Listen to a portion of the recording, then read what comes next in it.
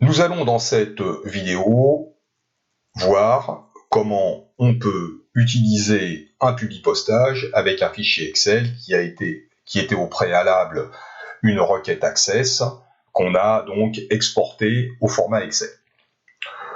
Donc en fait, vous avez ouvert votre fichier qui a été réalisé par un logiciel de traitement de texte. Pour cet exemple, c'est le logiciel Word.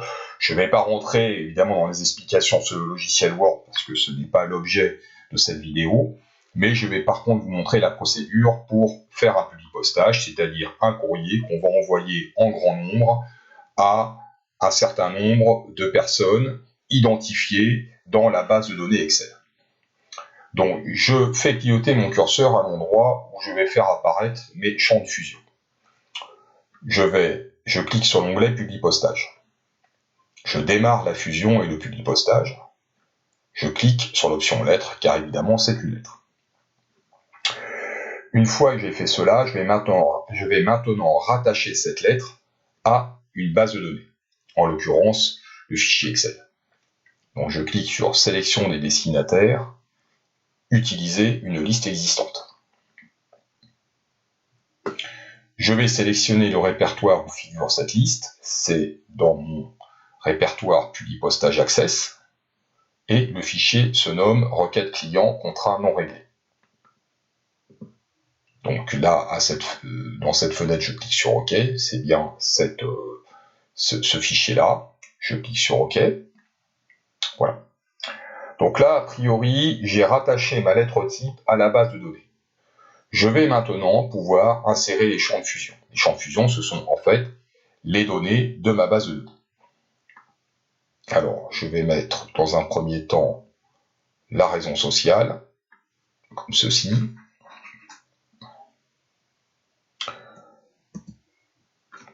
En dessous, je vais mettre le nom. Ici, l'adresse. Alors, je vais insérer un nouveau saut de ligne pour pouvoir mettre le code postal. J'appuie sur la barre espace, parce qu'il faut mettre un espace entre le code postal et la ville. Et je mets évidemment la ville. Je vais également insérer le champ montant hors taxe, car c'est une lettre de relance. Donc, au regard de votre comptabilité, vous nous êtes toujours redevable de la somme de, voilà. Donc ici, je vais mettre le champ montant hors taxe, qui correspond évidemment au montant que le client doit régler. Donc a priori, c'est correct. Je vais maintenant cliquer sur aperçu des résultats pour voir ce que ça donne. Voilà, donc là, visiblement, ça marche. Donc on peut voir. Oui, c'est bon. Donc ça a l'air de fonctionner. J'enlève l'aperçu des résultats. Je vais pouvoir maintenant fusionner cette lettre. Donc je clique sur terminer et fusionner, modifier les documents individuels. Je fais OK. Et voilà, donc ma lettre fusionnée. Donc on voit tous les destinataires apparaître. Donc ça a parfaitement fonctionné. Je vais enregistrer évidemment cette lettre en l'appelant lettre fusionnée.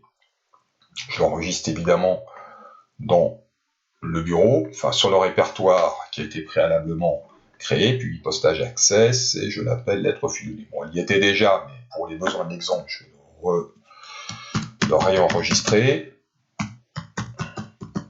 Ceci, il va me dire qu'elle existe déjà, je vais lui dire que oui, je replace. Voilà, donc ça c'est bon. Et ma lettre type, je vais également l'enregistrer. Alors, enregistrer sous, parcourir, et je vais l'appeler relance impayé. Ben écoutez, c'est très bien, je vais laisser ce nom-là. Enregistrer. Voilà. Donc tout a parfaitement fonctionné. Je vous remercie de votre attention.